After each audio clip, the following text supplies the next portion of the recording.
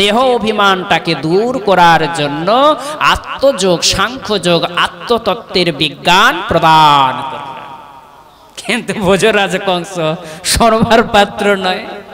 যখন এত কিছু করেও জ্ঞানীশ্রেষ্ঠ বসুদেব ভোজরাজ কংসকে ভগিনীবধ থেকে আমার নিষ্কৃতি করতে পারলেন না বা নিবারণ করতে পারলেন না, তখন বসুদেব বলছেন, দেখো হে ভোজরাজ কংস, আকাশবাণী হয়েছে মা দেবকীর অষ্টম গর্ভের সন্তান তোমার মৃত্যু বীজ। মা দেবকী হতে তো নয়। কে কেমন যুক্তি প্রদর্শন করাচ্ছেন? আমি জ্ঞানীশ্রেষ্ঠ বসুদেব, আমি কথা দিলাম, মা দেবকী যখন গর্ভবতী হবে, তার যত সমস্ত সন্তান ভূমিষ্ঠ হবে, সেই সদ্যজাত শিশু সন্তান আমি যদি তোমার হস্তে অর্পণ করে, তাহলে তুমি অনায়াসে তাদেরকে হত্যা করতে পারবে, তাহলে তো তোমার আর মৃত্যু ভয় থাকবে না। ভোজরাজ কংস জানেন যে জ্ঞানীশ্রেষ্ঠ বসুদেব হচ্ছে সত্য প্রতিজ্ঞ ব্যক্তি। কে ভজন করছেন, পূজন করছেন। কলিযুগের তপস্যা কি? কলিযুগের একটিই তপস্যা, সেটা হলো সত্যি কথা বলা। যিনি সত্যের উপাসনা করেন তিনি সৎস্বরূপ ব্রহ্মকে ধরে রাখতে পারেন না, সব বেরিয়ে চলে যায়। ভোজরাজ কংস বুঝে ফেললেন সত্য প্রতিজ্ঞ জ্ঞানীশ্রেষ্ঠ বসুদেব, তাই তিনি ভগ্নিবধ থেকে নিবৃত্ত হয়ে চলে গেলেন নিজালয়ে।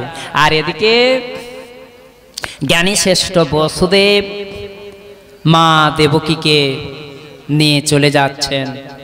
বিশ্বাসটা কিছুদিন অতিবাহিত হয়ে যাওয়ার পর মা দেবকী প্রথম গর্ভবতী হলেন। সেই প্রথম সন্তান ভূমিষ্ঠ হল।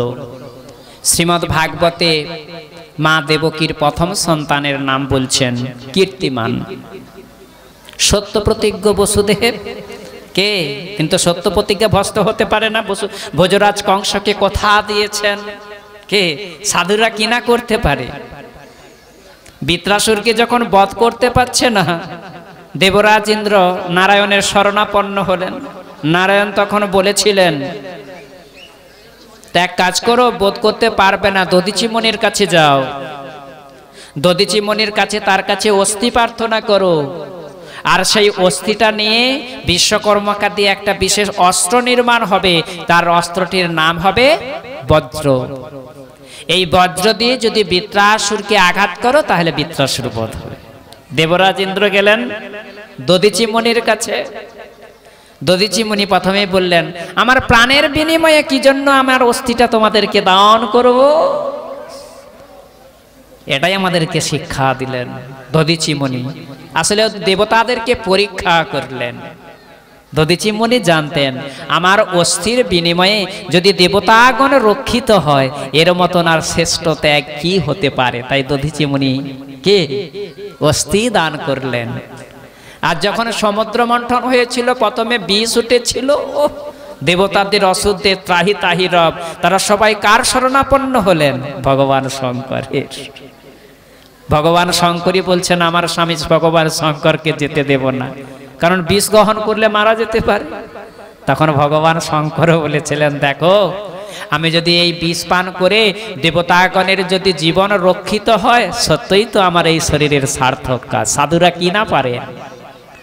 তাই সেই জ্ঞানী শ্রেষ্ঠ বসুদেব কোন কিছুর বিনিময়ে প্রতিজ্ঞা থেকে মিথ্যা প্রতিজ্ঞা ভঙ্গের দায়ে কি করলেন না, কীর্তিমান নামক প্রথম পুত্রটিকে নিয়ে যাচ্ছেন, ভোজরাজ কংসের হস্তে দিতে গেলেন। ভোজরাজ কংস তখন জ্ঞানীশ্রেষ্ঠ বসুদেবের সত্যনিষ্ঠা দর্শন করে পরম প্রীত হয়ে বলছেন, হে জ্ঞানীশ্রেষ্ঠ বসুদেব, আকাশবাণী হয়েছে মা দেবকীর অষ্টম গর্ভের সন্তান আমার মৃত্যু বীজ, প্রথম সন্তান তো নয়। এক কাজ করো, তোমার সত্যনিষ্ঠা দর্শন করে আমি পরম প্রীত হয়েছি, তুমি প্রথম সন্তান কীর্তিমানকে নিয়ে চলে যাও। গঙ্গার পরশ হইলে পশ্চাতে পাবন, দর্শনে পবিত্র করো এই তোমার গুণ।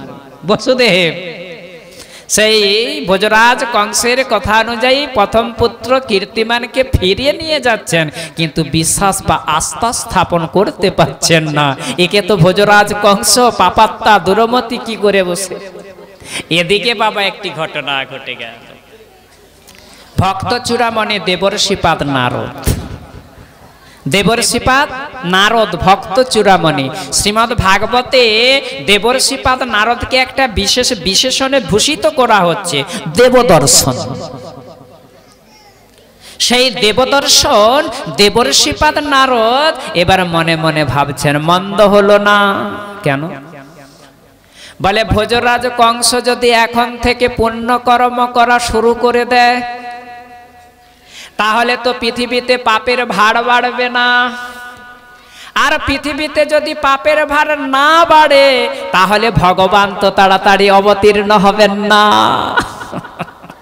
দেখছেন, মনে মনে এরকম সংকল্প নিয়ে আজ উপনীত হলেন কোথায়? না ভোজরাজ কংসের সভায়। সেই দেবর্ষিপাদ নারদ বলে উঠলেন, হে ভোজরাজ কংস, মা দেবকী, বসুদেব, নন্দ মহারাজ, মা যশোদা, এরা কেউ সাধারণ মানুষ নয়, এরা সবাই দেবতা। আর সেই আকাশবাণী শ্রবণ করে বসে আছো অষ্টম গর্ভের সন্তান মা দেবকীর অষ্টম গর্ভের সন্তান হবে তোমার মৃত্যু বীজ, কিন্তু অষ্টম সন্তান তুমি কাকে বলবে? ভোজরাজ কংসের বুদ্ধিকে বিচলিত করে দিচ্ছেন। হ্যাঁ, দেবদর্শন দেবর্ষিপাদ নারদ, অষ্টম সন্তান তুমি কাকে বলবে? যেখান থেকে গণনা করে গেলে যেখানে গিয়ে অষ্টম হয়, সেখান থেকে গণনা করলে বাবা প্রথমটাই অষ্টম হয়ে যায়। মানে 8টা পাপড়িযুক্ত পদ্ম ফুল ভোজরাজ কংসের হস্তে ধরিয়ে দিলেন। আপনি গণনা করুন। গণনা করছেন 1 2 3 4 5 6 7 8, ব্যাকে আসুন কে? 1 অষ্টম হয়ে। অতএব শোনো, অষ্টম সন্তান তুমি কাকে বলবে? ভোজরাজ কংসের বুদ্ধিকে বিচলিত করে দিচ্ছেন। আজ দেবদর্শন দেবর্ষিপাদ নারদ, তোমার বোধহয় মনে নেই, একটু স্মরণ করিয়ে দিচ্ছি। আমি দেবদর্শন দেবর্ষিপাদ নারদ। তুমি পূর্ব জন্মে কে ছিলে? তুমি পূর্ব জন্মে হিরণ্যাক্ষের পুত্র কাল নেমি নামে অসুর ছিলে। এবার বেলায় ভগবান বিষ্ণু তোমার কি হালটা করেছিল মনে আছে? এই সমস্ত কথা বলে দিয়ে ভোজরাজ কংসের আলয় থেকে বিদায় নিলেন দেবদর্শন দেবর্ষিপাদ নারদ। এবার বুঝতেই পারছেন ভোজরাজ কংস এবার কি করবে। সেই ভোজরাজ কংস আজ সেই জ্ঞানী শ্রেষ্ঠ বসুদেব মা দেবকীকে কঠোর লৌহ নিগড়ে নিগড়িত করলেন। এইভাবে মা দেবকী একের পর এক পুত্র প্রসব করছেন। একের পর এক পুত্র প্রসব করতে প্রত্যেকটা পুত্র পরপর 6টি পুত্র প্রসব করলেন। 6টি পুত্র মা দেবকী প্রসব করলেন। 6টি পুত্রদেরকে নির্মমভাবে হত্যা করলেন ভোজরাজ কংস। এরপর এসে গেল সপ্তম গর্ভের আবির্ভাব। শুকদেব গোস্বামীপাদ কি বর্ণনা করছেন। বাবা ভগবানের দ্বিতীয় দেহ হচ্ছে বলরাম বা মূল সংকর্ষণ। মা দেবকীর সপ্তম গর্ভে আজকে যিনি আসছেন তিনি হলেন ভগবানের দ্বিতীয় দেহ বলরাম বা মূল সংকর্ষণ। আর যে এসে যাওয়া কি হলো শুকদেব গোস্বামীপাদ বর্ণনা করছেন। সপ্তমা বৈষ্ণবাং ধাম জমনন্তাং প্রচক্ষতে গর্ভবাভুব দেবকা হর্ষ শোক বিবর্ধনা।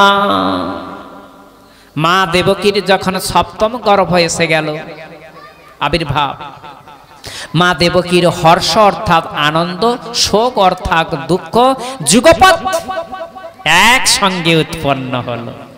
কি সুন্দরভাবে বলছেন। বলছেন মা দেবকীর হর্ষ অর্থাৎ আনন্দ হলো কেন? বলে যার প্রতীক্ষায়, যাকে পাওয়ার জন্য আমি কতই না তপস্যা করছি, কৃচ্ছ সাধন করছি, এর পরের গর্ভে অষ্টম গর্ভে সেই শ্রী ভগবান আসবেন। তাই আজ মা দেবকীর মনে বড়ই আনন্দ, সঙ্গে সঙ্গে শোক অর্থাৎ দুঃখ এলো কেন? হায়, ইতঃপূর্বে আমার 6 পুত্রদেরকে নির্মমভাবে হত্যা করেছে আমার দাদা ভোজরাজ কংস, একেও যদি সেভাবে হত্যা করে। তাই মা দেবকীর সপ্তম গর্ভের আবির্ভাবের সময় দেবকীর হর্ষ এবং শোক যুগপৎ অর্থাৎ একসঙ্গে উৎপন্ন হলো। এবার একজনকে আদেশ করছেন ভগবান শ্রীহরি, সে কে? তিনি হলেন অঘটন ঘটন পটীয়সী যোগমায়া। সেই যে প্রশ্ন করেছিল উত্তর দিচ্ছেন। দেবকী গর্ভজাত সন্তান বলরাম, আবার বললেন রোহিণী গর্ভজাত সন্তান। তাহলে দেহান্তর ব্যতি রেখে জন্ম কি করে দুজনের গর্ভে জন্মগ্রহণ করতে পারে? সেই উত্তরটি এবার দিচ্ছেন শুকদেব গোস্বামী পাদ। হে মহারাজ পরীক্ষিত, ভোজরাজ কংসের কারাগারে মা দেবকী সপ্তম মাসের গর্ভবতী, আর ওদিকে নন্দালয়ে মা রোহিণী সপ্তম মাসের গর্ভবতী। হে যোগমায়ে, এক কাজ করো, তুমি মা দেবকীর সপ্তম গর্ভ আকর্ষণ করে নন্দালয়ে মা রোহিণীর গর্ভে সংযোজন করো। বাবা, আমি যদি মায়েরা ঘুমাচ্ছেন, আসলে একটা কারণ তো রয়েছে। আচ্ছা, আমি যদি আপনার কর্মচারী হই, 6000 টাকা মাইনে দেবেন সিদ্ধান্ত। আমি যদি 2 দিন ডিউটি করি, পরের দিন মানে আপনার বিশাল বড় ভুসিমাল দোকান, আমি কর্মচারী, বাকি 28 দিন যদি ডিউটি না দিই, গিয়ে যদি বলি আমাকে মাইনেটা দিন, মাইনে দেবে তো? দেবে? দেবে না। উল্টে বলবো তুই আমার 5 কেজি পোস্ত চুরি করছিস, তার আগে খসরাত দে। কিন্তু ভগবানের বেলায় এর কোনো বিচার নেই। মানে এখানে অনুষ্ঠান কমিটি যে 7 দিন কাল ভাগবত শ্রবণের আয়োজন করেছেন, এই ভাগবত শ্রবণে যত ধরনের শ্রোতা এখানে এই 7 দিনের মধ্যে যতটুকু সময় শ্রবণ করেছেন, সেই ততটুকু সময়টা অনাদি অনন্তকাল পর্যন্ত রয়ে যাবে, সেটা ক্ষয় হবে না। তার দ্বারা জীবের মহৎ কার্য সাধিত হবে, আর বাদ বাকি সময়টা কালের প্রভাবে নষ্ট হয়ে যাবে। গীতাতে বললেন, ন ইহ অভিক্রমণাশয়স্তে প্রত্যবায় ন বিদ্যতে স্বল্পম অপিয়স্য ধর্মস্য ত্রায়তে মহৎ ভয়াৎ। ভগবানের উদ্দেশ্যে অতি অল্প মাত্রার অনুষ্ঠান করলে সেই অনুষ্ঠানটা ইটারনাল অর্থাৎ শাশ্বত, সেটা ক্ষয়শীল নয়, তাতে কোনো প্রত্যবায় জন্মায় না। শ্রী ভগবানের উদ্দেশ্যে অতি অল্প মাত্রার অনুষ্ঠান করলে অনুষ্ঠানকারী ব্যক্তিকে মহাভয় থেকে পরিত্রাণ করে। আজ অঘটন ঘটন পটিয়েছে এইটুকু কার্য করছেন, মানে সপ্তম গর্ভকে আকর্ষণ করছেন, ওই মা রোহিণীর গর্ভে সংযোজিত করছেন। এই কার্যটি করার জন্য যোগমায়াকে বড় দিয়ে দিলেন। হে যোগমায়ে, এই কার্যটি করার জন্য তুমি পৃথিবীর বিভিন্ন স্থানে দুর্গা, কালী, বিজয়া, বৈষ্ণবী, কুমুদা, চণ্ডিকা, কৃষ্ণা, মাধবী, কন্যাকুমারী, মায়া, নারায়ণী, ঈশানী, শারদা, অম্বিকা, পৃথিবীর বিভিন্ন নামে তুমি পূজিতা হতে থাকবে, শুধু ওইটুকু কার্য করার জন্য যোগমায়াকে ভর দিয়ে দিলেন। ভগবানের আদেশ শিরোধার্য করে আজ অঘটন ঘটন পটীয়সী যোগমায়া সেই কার্যটি করলেন। মথুরাবাসীগণ হায় হায় করতে লাগলো। সবাই বলে উঠলেন যে ভোজরাজ কংস মা দেবকীর সপ্তম গর্ভকে নষ্ট করে দিয়েছে, প্রকৃত সত্য জানতে পারল না। হ্যাঁ, এবারে এসে গেল অষ্টম গর্ভের আবির্ভাব কাল। আর যেই অষ্টম গর্ভের আবির্ভাব কাল এসে গেল, মা দেবকী হয়ে গেলেন অধিক সুন্দরী, সুচিস্মিতা, অধিক হাস্যবতী। মা দেবকীর অষ্টম গর্ভের আবির্ভাবের সময়ে ভোজরাজ কংস চমকিত হয়ে গেলেন। দেবকী ইতঃপূর্বে গর্ভবতী হয়েছে, কিন্তু এত সুন্দর দেখতে, এত হাসি তো ছিল না, বুঝি আমার প্রাণ হর শ্রী গোবিন্দ এবার এসে গেছেন। সেই ভোজরাজ কংস তো শত্রুভাবে ভগবান শ্রীকৃষ্ণের উপাসনা করছিলেন, তাই সেই ভোজরাজ কংস কি করছেন, আস্তে প্রতিক্ষণ তদ জন্ম হরে বৈর অনুবন্ধকিত। যার কখনো জন্ম হয় না, সেই জন্ম মৃত্যুবিহীন শিহরির জন্মের জন্য প্রসন্ন করতে লাগলেন। শয়নে স্বপনে জাগরণে সর্বদাই শত্রুভাবে কৃষ্ণ চিন্তায়, মানে যাহা যাহা নেত্র পড়ে তাহা তাহা কৃষ্ণ স্ফুরে। যেভাবেই হোক, বেড়া ভেঙে হোক, বেড়া ডিঙিয়েই হোক, সেই গোবিন্দের শ্রীপাদ পদ্মে আমাদেরকে পৌঁছাতে হবে। তবে এখানে একটি কথা, কৃষ্ণ বিদ্বেষী আর কৃষ্ণ ভক্তের মধ্যে তফাৎ রয়েছে। অনেকে বলবেন কি দরকার, আমরা সবাই ভোজরাজ কংসের দলে চলে যাব, তাহলে কোনো চাপ নেই।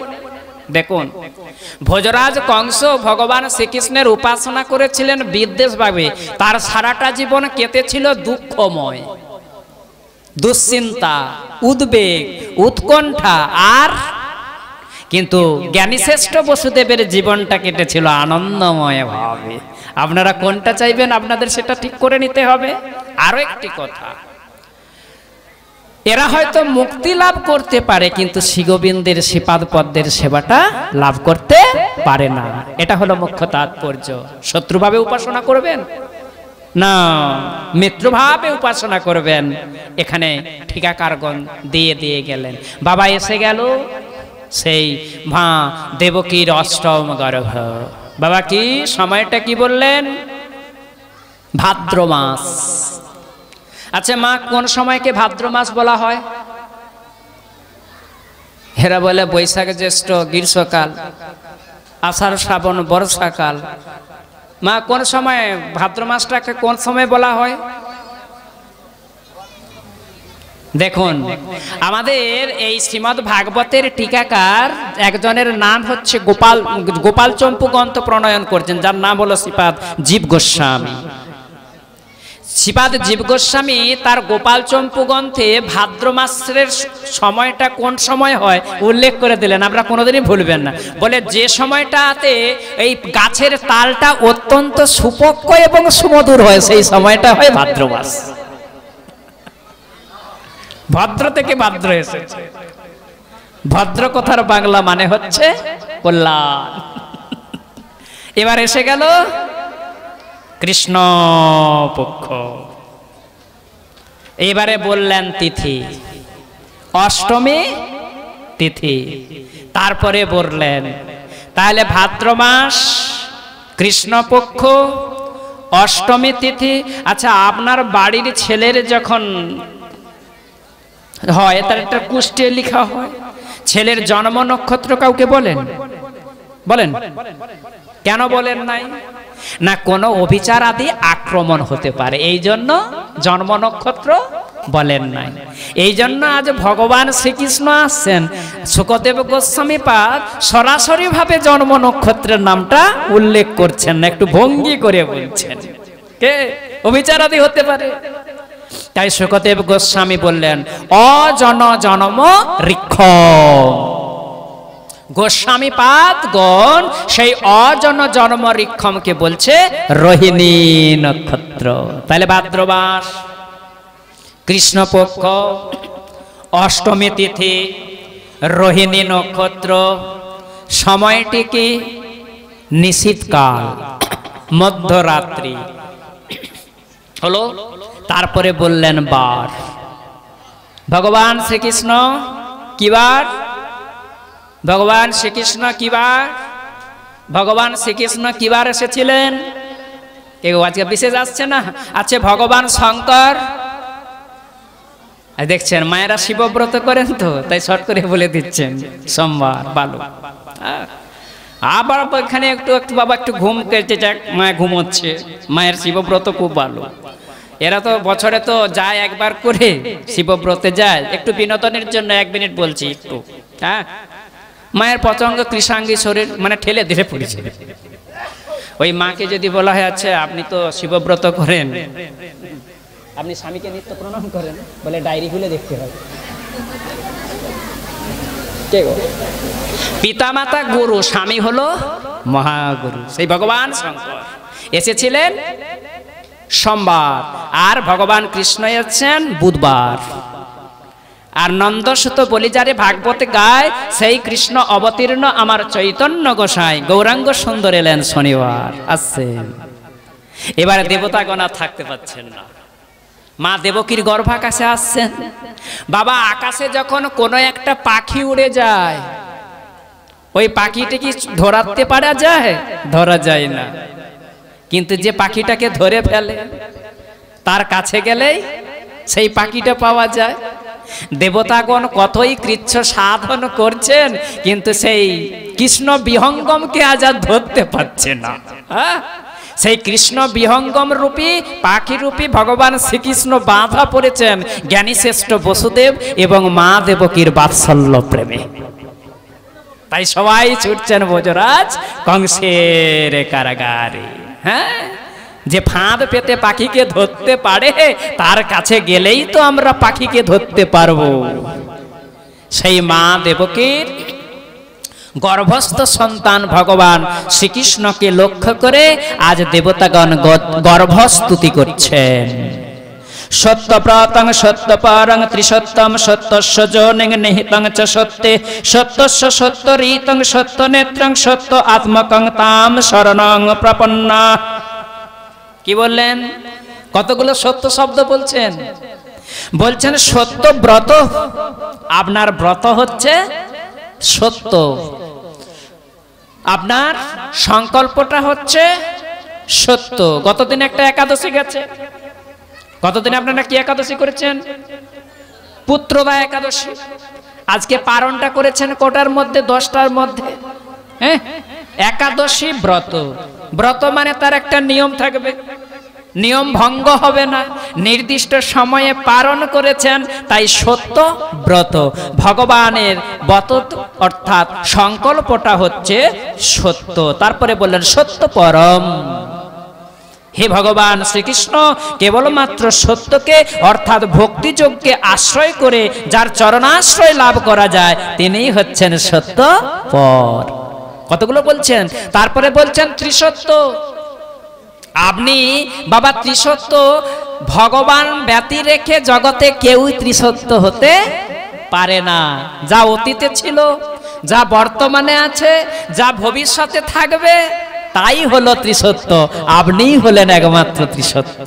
কি সুন্দর ভাবে দেবতাগণ আজ মা দেবকীর গর্ভস্থ সন্তান শ্রীকৃষ্ণকে লক্ষ্য করে গর্ভস্তুতি করছেন না, বলছেন সত্যস্য যোনিং নিহিতং চ সত্য ঋত সত্যং নেত্রম সত্য আত্মকম। এইভাবে আপনি সর্বপ্রকারের সত্য স্বরূপ, আমরা আপনার শরণাগত হলাম। তার মানে সত্যটা কি? এই জন্য নরোত্তম দাস ঠাকুর বলছেন গোবিন্দ চরণ সত্য, গোবিন্দ শরীর সত্য, তাহার সেবক নিত্য বৃন্দাবন ভূমিতে জময় ত্রিভুবন শোভাসার হেন স্থান নাহিয়ার যাহার শরণে প্রেম হয়। তারপরে স্তব করেছেন আজ মা দেবকীর গর্ভস্থ সন্তান ভগবান শ্রীকৃষ্ণকে লক্ষ্য করে দেবতাগণ বলছেন যে অন্যে অরবিন্দাক্য বিমুক্ত মানিন তৈ অস্তভাবাৎ অবিশুদ্ধ বুদ্ধয় আরুহ্য কৃচ্ছেন পরং পদং তত পতন্তি অধ অনাদৃত যুষ্মাৎ অঙ্ঘ্রয়। এই কুলের গরবের কথা বলছেন। কেউ যদি অতি উচ্চ কুলে যায়, উচ্চ যোগমার্গে যায়, সে যদি ভগবান শ্রী গোবিন্দের পাদপদ্মের অবমাননা করে তাহলে তাকে উচ্চ গতি থেকে অধপতিত হতে হয় আপনার শ্রীপাদপদ্ম অবমাননা করার ফলে। এইভাবে স্তব করছেন আজ সেই মা দেবকীর গর্ভস্থ সন্তান ভগবান শ্রীকৃষ্ণকে লক্ষ্য করে দেবতাগণ মৎস্য অশ্ব কশ্যপ নৃসিংহ বরাহ হংস রাজন্য বিপ্র বিবুধে সুকৃত অবতার তম্পাসিন ত্রিভুবঞ্চ যথা ওধুনা ঈশ ভারং ভুব হরযোদ উত্তম বন্দনং তে। এইভাবে গর্ভস্থ ভগবান শ্রীকৃষ্ণের স্তুতি করছেন, যেটাকে বলা হচ্ছে গর্ভস্তুতি। গর্ভস্তুতি করে আজ দেবতাগণ মা দেবকীকে সান্ত্বনা দিয়ে যে যার নিজ নিজ লোকে চলে গেলেন। এবারে এসে গেল সেই ভাদ্র মাস, কৃষ্ণপক্ষ, অষ্টমী তিথি, রোহিণী নক্ষত্র, নিশীথকাল, বার বুধবার জগন্নাথ আসবেন, তাকে সংবর্ধনা করতে আজ জগৎ সাজলো। আজ মা দেবকীর গর্ভ থেকে আসছেন। তাই সুখদেব গোস্বামী পাদ বলছেন, নিশীথং উদ্ভূতে জয়মানে জনার্দনে দেবকং দেবরূপিণং বিষ্ণু সর্বগুহাশয় আবিরাসিত যথা প্রাচ্যং দিশ ইন্দু ইব পুষ্কল। ভাগবতকার প্রথমে কি বলছেন? যিনি জন্মাচ্ছেন তিনি কে না, তিনি হলেন জনার্দন, মানে অসরাদি জনের নরক প্রাপ্তির যিনি কারণ, তিনি জন্মাচ্ছেন। বলছেন কোথায় জন্মাচ্ছেন না, দেবরূপিণী দেবকী থেকে আবির্ভূত হলেন। জন্মের কথা বলছেন না। সেই দেবকী কেমন না, শুদ্ধ ভক্তি স্বরূপিণী পবিত্রা, এই জন্য দেবরূপিণী। দেবকীর একটু অল্প পরিচয় দিয়ে গেলেন। যাত্রার কাছে কি আর ভগবান আসতে পারে? পরিচয় দিয়ে গেলেন। বলছে দেখো, পূর্ণচন্দ্র পূর্ব দিকে উদিত হয়, একথা সত্য। এখানটা চরম সিদ্ধান্তটা বুঝে নিন বাবা। সূর্য পূর্ব দিকে উদিত হয় একথা সকলেই জানে, কি কিন্তু পূর্ব দিক কি সূর্যের জন্ম দিতে পারে? তেমনি মা দেবকী ভগবান শ্রীকৃষ্ণের জন্ম দিতে পারে না, মা দেবকীর বিশুদ্ধ সত্য থেকে প্রকাশিত হয়েছেন মাত্র। তাই আসছেন সেই ভগবান শ্রীকৃষ্ণ। তাই বলি পরমেশ্বর ভগবান শ্রীকৃষ্ণ কি, বলে পরমেশ্বর ভগবান শ্রীকৃষ্ণ কি, বলে পরমেশ্বর ভগবান শ্রীকৃষ্ণ কি। প্রথমে কিন্তু দ্বিভুজ মূর্তিতে আসছেন না, শঙ্খ চক্র গদা পদ্ম মূর্তি ধারণ করলেন। আর যেই শঙ্খ চক্র গদা পদ্ম মূর্তি ধারণ করলেন, বসুদেব তো বিস্ময়ে অবাক। বসুদেব মনে মনে ভাবলেন, হায় রে, আমি মায়ামুগ্ধ জীব, কংসের কারাগারে আবদ্ধ রয়েছি, জানি না কোন মহান সৌভাগ্যের ফলে ঋষিরা পর্যন্ত যুগ যুগ তপস্যা করে যার দর্শন পান না, আমি কিনা কারাগারের মধ্যে আজ সেই ভগবানের দর্শন পেলাম। বিস্ময় অবাক।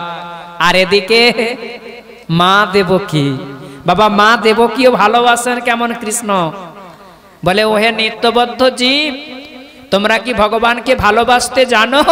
যদি জানো তাহলে মা দেবকীর ভালোবাসাটা থেকে একবার শিখে নাও। কিরকম? বাবা যেই সূতিকা গৃহে শঙ্খ চক্র গদা পদ্মধারী চতুর্ভুজ মূর্তি দেখলেন, মা দেবকীর মনে ভয় এসে গেল। স্বামী বসুদেবকে গিয়ে বলছেন, হে স্বামীন বসুদেব, হে স্বামীন বসুদেব, সূতিকা গৃহে যে সন্তান জন্মগ্রহণ করে তার কি 4 হাত হয়? দেখছেন দেবকীর বাৎসল্য প্রেমে বাধা পড়ে গেছে। যা মা এই কথা বললেন, সঙ্গে সঙ্গে দ্বিভুজ মূর্তি ধারণ করলেন। দেবকীর কেমন বাৎসল্য প্রেমটা দেখছেন। ভক্ত যা যা বলছে ভগবান আজ তাই তাই করছেন। তাই মা দেবকী বলছেন, হে স্বামীন বসুদেব, হে স্বামীন বসুদেব, সূতিকা গৃহে যে সন্তান জন্মগ্রহণ করে সে কি এত বড় পুরুষ হয়? যেই বললেন সদ্যজাত শিশু সন্তানের রূপ ধারণ করলেন। মা দেবকীর ভালোবাসাটা কেমন দেখছেন। ভক্ত বৎসল শিহরি, ভক্তির জন্য কি না করেন। আবার বলছেন দেবকী, হে স্বামীন বসুদেব, হে স্বামীন বসুদেব, সূতিকা গৃহে যে সন্তান জন্মগ্রহণ করে সেই সদ্যজাত শিশু সন্তান কি হাসে খেলে? হে হয়?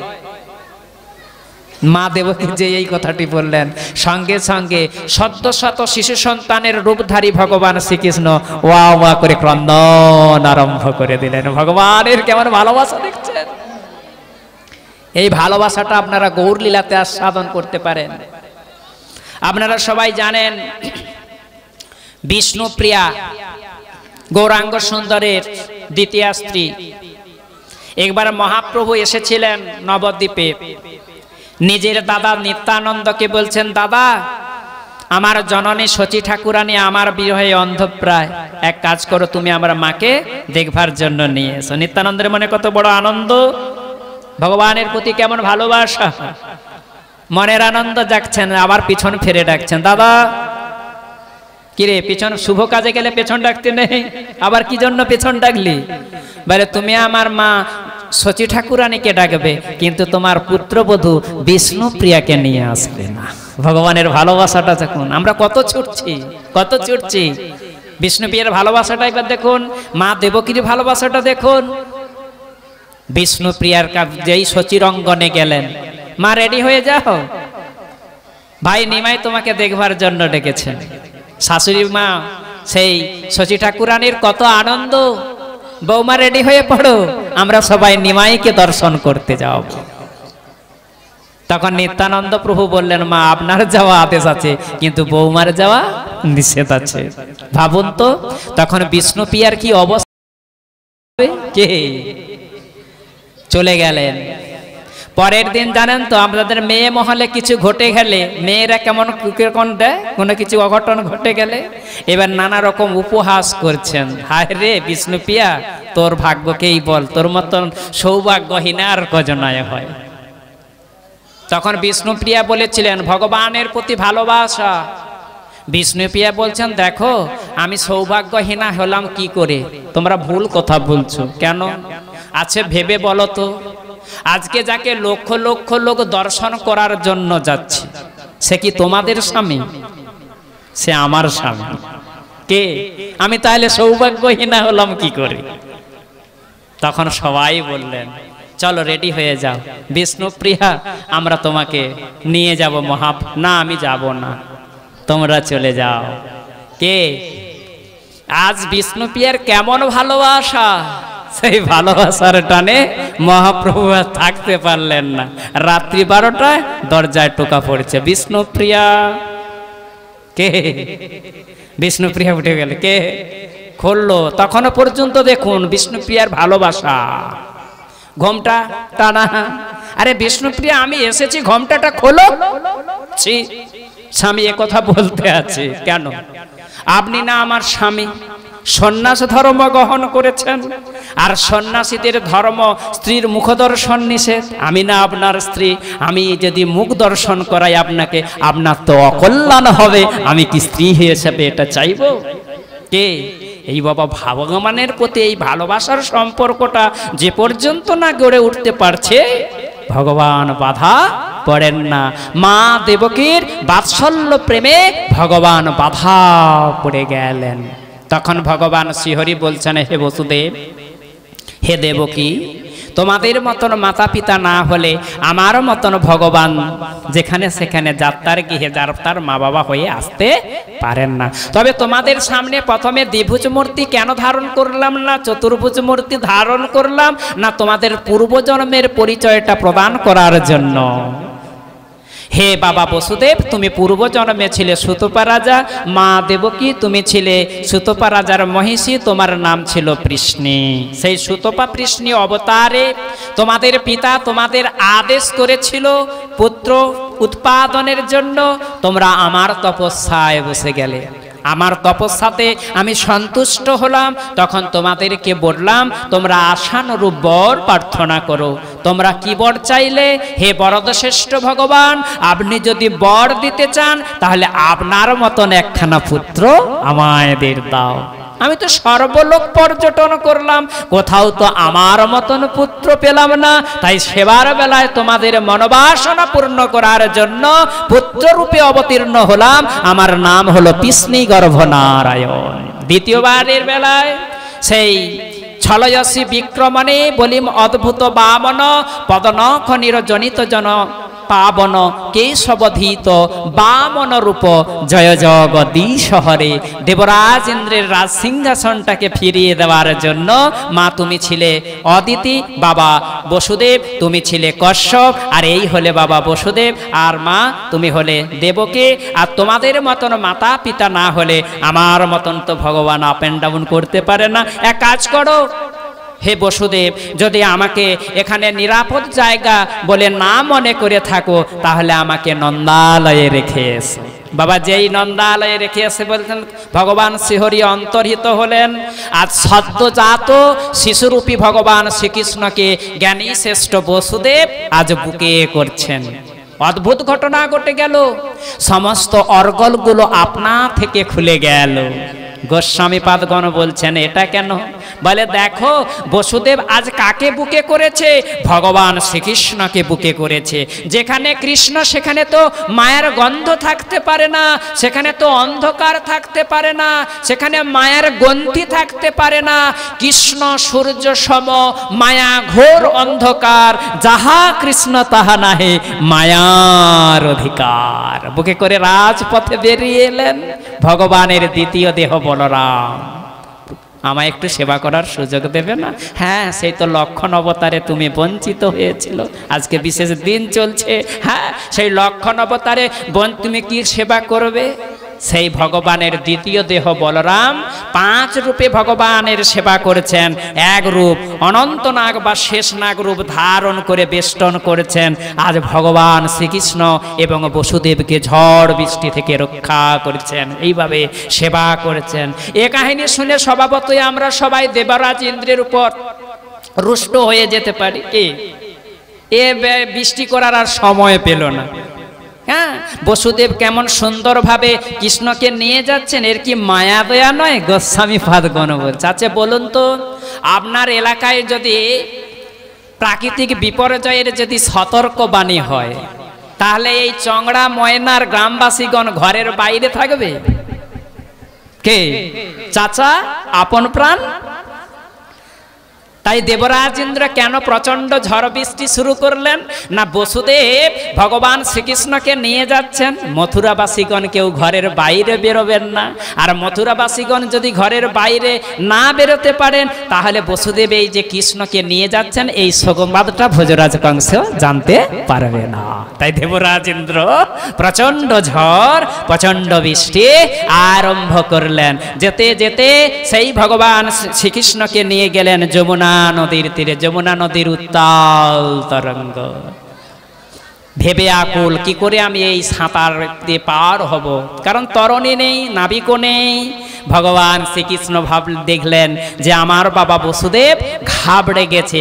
বাবা এই দেখুন, সাধারণ মানুষের লীলার সাথে ভগবান শ্রীকৃষ্ণের লীলার এই হলো তফাৎ।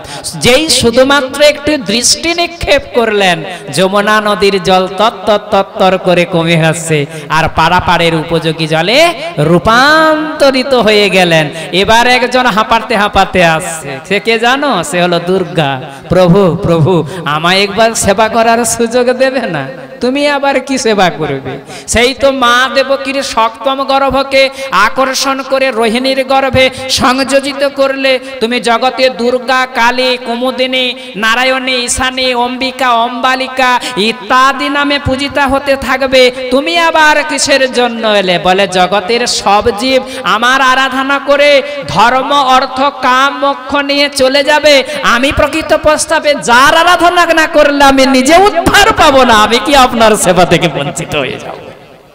কি সেবা করবে করো। বাবা শিগালের রূপ ধারণ করলেন, আর সেই শিগালের রূপ ধারণ করে যমুনা নদী পার হয়ে যাচ্ছেন, পৌঁছলেন নন্দালয়ে। আর সেই নন্দালয়ে অঘটন ঘটন পটীয়সীর মায়ার প্রভাবে আজ মা যশোমতী সন্তান প্রসব করেছেন ঠিকই, কিন্তু কটি সন্তান প্রসব করেছেন, কি কি সন্তান প্রসব করেছেন এটা কিন্তু বুঝে উঠতে পারেন নাই। এবার আমাদের ভজনের রাস্তাটা দেখিয়ে দিচ্ছেন। তাহলে এতক্ষণ পর্যন্ত ভোজরাজ কংসের কারাগার থেকে জ্ঞানীশ্রেষ্ঠ বসুদেব যে কৃষ্ণকে নিয়ে যাচ্ছেন, উনি কোন কৃষ্ণ? মথুরাধীশ কৃষ্ণ। মা যশোমতী দুটি সন্তান প্রসব করেছেন, একটি হলো পুত্র সন্তান, আর একটি হলো কন্যা সন্তান। এই যে পুত্র সন্তান, ইনি হলেন ব্রজরাজ নন্দন শ্রীকৃষ্ণচন্দ্র। বলে পরমেশ্বর ভগবান ব্রজরাজ নন্দন শ্রীকৃষ্ণচন্দ্র কি, বলে পরমেশ্বর ভগবান ব্রজরাজ নন্দন শ্রীকৃষ্ণচন্দ্র কি, বলে ব্রজরাজ নন্দন পরমেশ্বর ভগবান শ্রীকৃষ্ণচন্দ্র কি। কিন্তু বসুদেব শুধুমাত্র কন্যা সন্তানটিকে দেখলেন, পুত্র সন্তানকে দেখতে পেলেন না, লীন হয়ে গেল। আপনারা ছবিটা কি দেখেন, কি দেখেন? ভোজরাজ কংসকে কৃষ্ণ আচ্ছা করে হত্যা করেছে, ভোজরাজ কৃষ্ণ পুতনাকে আচ্ছা করে বধ করেছে, ভোজরাজ কংসকে কৃষ্ণ অঘাসুর বকাসুরকে আচ্ছা করে বধ করেছে কে? ভগবান শ্রীকৃষ্ণের খেয়ে দিয়ে কাজ নাই, ওই অসুরগুলাকে হত্যা করতে যায়। এই জায়গায় মর্মদে শুনবেন, তাহলে মানে ভগবান শ্রীকৃষ্ণের কার্য নয়, অসুর মারণ লীলা কার্য। খুব মন দিয়ে শুনবেন, তাহলে কৃষ্ণের কার্যকে এই অসুর মারণ লীলারূপ কার্য কে করে না? এই কার্যটি যার উপর ন্যস্ত করা থাকে সে হলেন স্থিতিকর্তা বিষ্ণু বা পালন কর্তা বিষ্ণু। তিনি কিভাবে করেন এই জায়গায় মন দিয়ে শুনুন।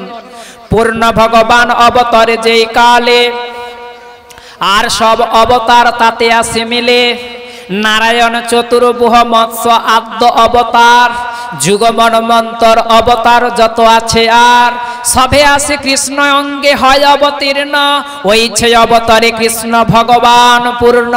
অতএব বিষ্ণু তখন কৃষ্ণের শরীরে, বিষ্ণু দ্বারে করে কৃষ্ণ অসুর সংহারে। প্রকৃত প্রস্তাবে কৃষ্ণ অসুর মারণ লীলা করেন না। এবারে সেই ব্রজরাজ নন্দন শ্রীকৃষ্ণচন্দ্রে গিয়ে মথুরাধীশ কৃষ্ণ লীন হয়ে গেল।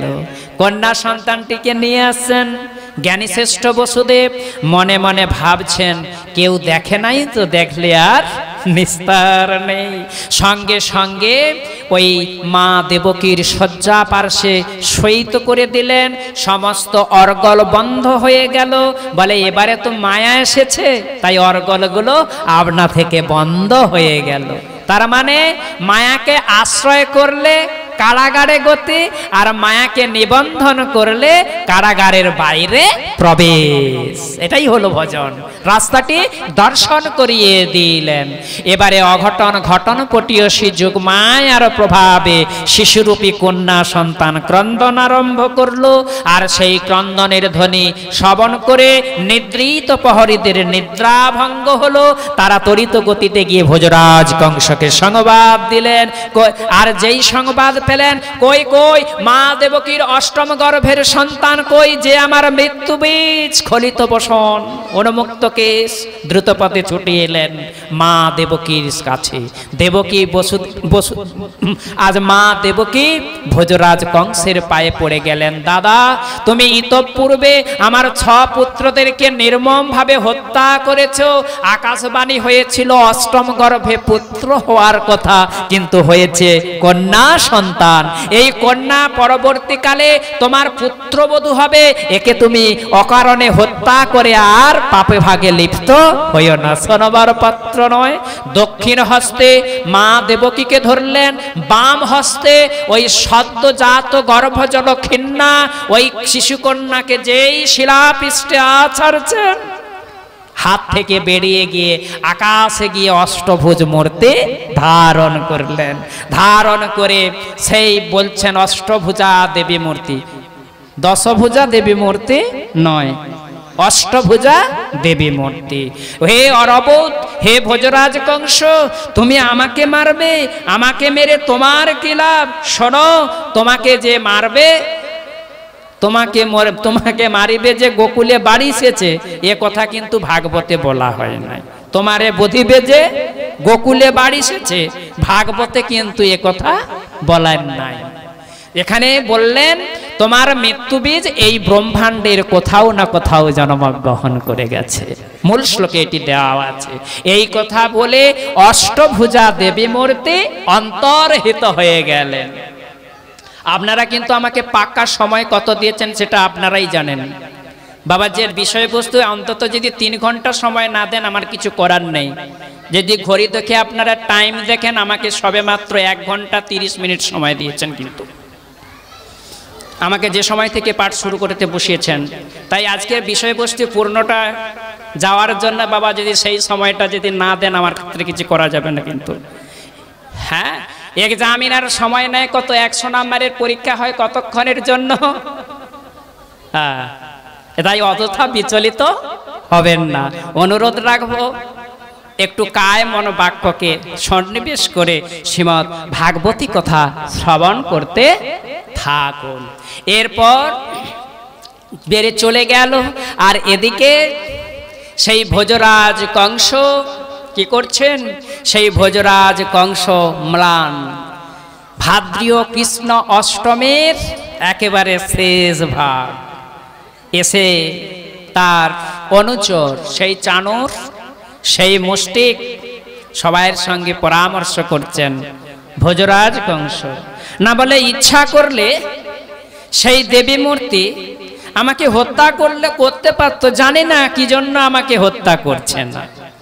ও অনুচর বর্গ তখন ভোজরাজ কংসকে বলছে তোমার মৃত্যু বীজ যদি সত্য সত্যই জন্মগ্রহণ করে তাহলে এক কাজ করো, এবং চেত্তে ত্রহি রাজেন্দ্র পুরগ্রাম ব্রজ আদিশু অনির্দশান নির্দশান চ হন্যে শ্যাম অদ্বৈ শিশুন। তাহলে এই মথুরা ধামে 10 দিন অপেক্ষা কিছু কম, আর 10 দিন অপেক্ষা কিছু বেশি, এই সমস্ত শিশুদেরকে যদি আমরা হত্যা করি তাহলে হে ভোজরাজ কংস তোমার তো আর মৃত্যু বীজ থাকবে না। হয়তো তুমি বলবে বিষ্ণুর থেকে ভয়, বলে বিষ্ণুর থেকে আবার ভয় কি? বলে বিষ্ণুর স্বভাব এখন বালকের তুল্য। কেন? বলে এ ভয়ে এ বেটার থাকবার জায়গা কোথায় পায় না, প্রত্যেকটা মানব শরীরের হৃদয়ে গুহাতে লুকিয়ে রয়েছে, মানে ভয়ে পালিয়ে গেছে। তাই ভগবান বিষ্ণু থেকে কিসের ভয়? হয়তো বলবে হে ভোজরাজ কংস দেবরাজ ইন্দ্রের কাছ থেকে। বলে শুনুন, দেবরাজ ইন্দ্রের কাছে আপনি ভয় করবেন কেন? একটু ভেবে দেখুন, দেবরাজ ইন্দ্র কি বৃত্রাসুরকে কি প্রকৃত প্রস্তাবে হত্যা করতে পারছিল? সে যদি দধিচি মুনির সহযোগিতা না করত, অতএব দেবরাজ ইন্দ্রের বীরত্ব কোথায়? হয়তো বলবে ভগবান শঙ্কর, আরে সে তো শ্মশানবাসী, ছাই পাশ কাটে, তার থেকে আবার কি ভয়, যে তমগুণের অবতার।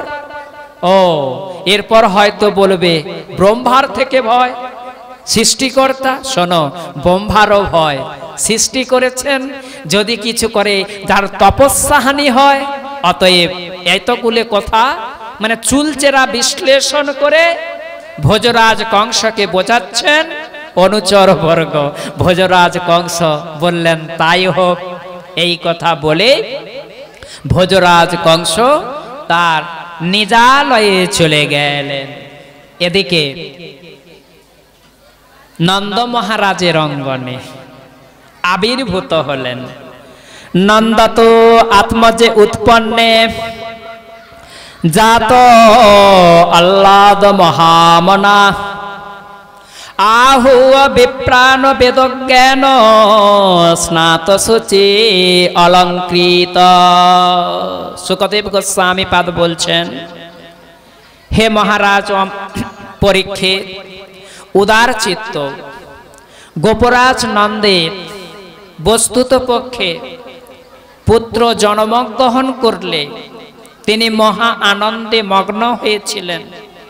তারা স্নান করে পবিত্র দেহে বিশুদ্ধ বস্ত্র পরিধান এবং তিলকাদি ধারণ করে বেদজ্ঞ ব্রাহ্মণদেরকে ডেকে তাদের দ্বারা ষষ্ঠী বাচন বা বৈদিক মন্ত্র পাঠ করালেন। তারপর বাবা সন্তান জন্মগ্রহণ করলে তার জাতকর্ম করাতে হয়, সেই জাতকর্ম করালেন। এবারে বাবা দেখুন কি অবস্থা। নন্দ মহারাজ ব্রাহ্মণদেরকে অলঙ্কার শোভিত 2 নিযুত মানে 20 লক্ষ দুগ্ধবতী গাভী দান করলেন। ভাবা যায় কে 20 লক্ষ দুগ্ধবতী দান করছেন? ভাবলে অবাক হয়ে যেতে হয় না? আবার কাদেরকে দান করছেন? এটা না হয় মেনে নেওয়া যায়, নন্দ মহারাজের 20 লক্ষ গাভী, দুগ্ধবতী গাভী ছিল, কিন্তু যাদেরকে দান করছেন সবাই বেদজ্ঞ ব্রাহ্মণ, মানে 20 লক্ষ বেদজ্ঞ ব্রাহ্মণকে দান করছেন। মানে এত অল্প সময়ের মধ্যে 20 লক্ষ বেদজ্ঞ ব্রাহ্মণ পেলেন কি করে, এটা ভাবাও কি অবাক হয়ে যেতে হয়। আর কি করছেন না, সেই নন্দ মহারাজ এবার সেই 7টা অলংকার শোভিত তিলের পাহাড় বা তিলের পর্বত দান করলেন।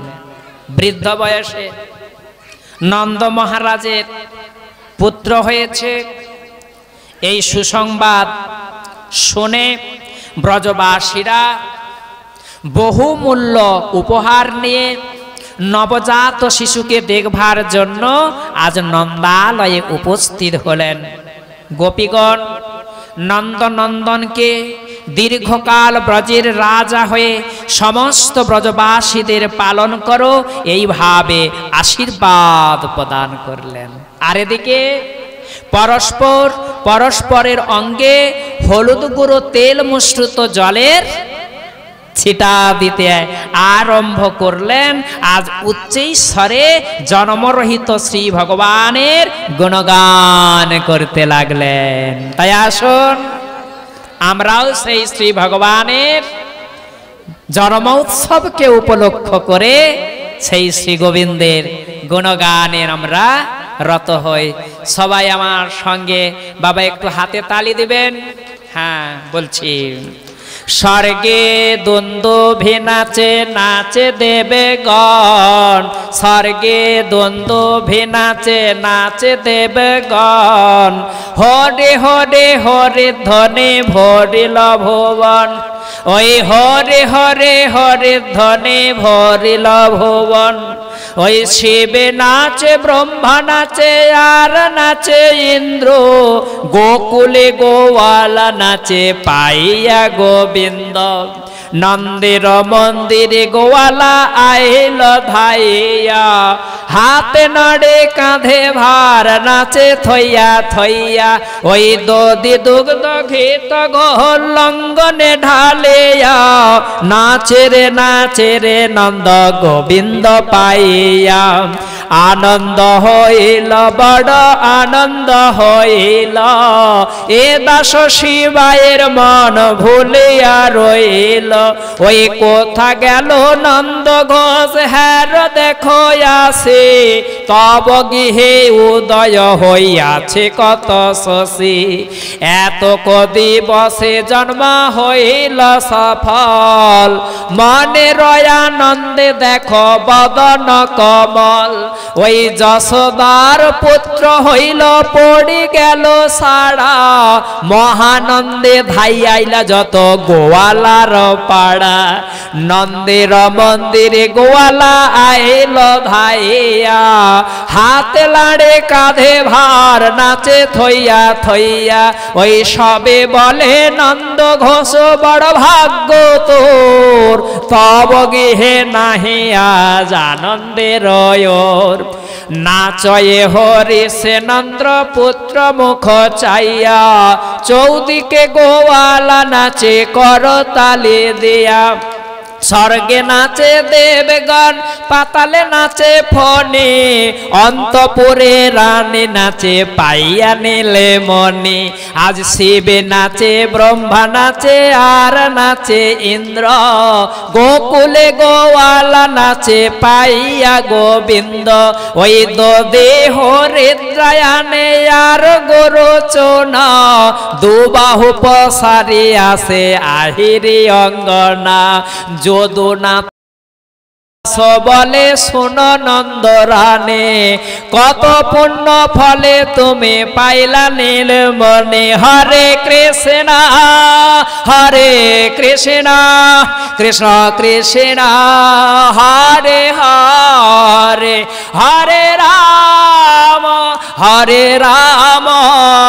রাম রাম হরে হরে। সবাই বলো হরে কৃষ্ণ হরে কৃষ্ণ কৃষ্ণ কৃষ্ণ হরে হরে হরে রাম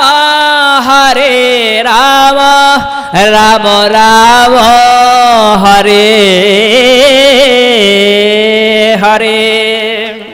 শ্রীকৃষ্ণ চৈতন্য প্রভু নিত্যানন্দ শ্রী অদ্বৈত গদাধর শিবাসাদি গৌর ভক্ত বৃন্দ, সবাই বলুন শ্রীকৃষ্ণ চৈতন্য প্রভু নিত্যানন্দ শ্রী অদ্বৈত গদাধর। শুনতে পাচ্ছি না, আমাকে এইটুকু অন্তত ভিক্ষা দিন। জয় শ্রীকৃষ্ণ চৈতন্য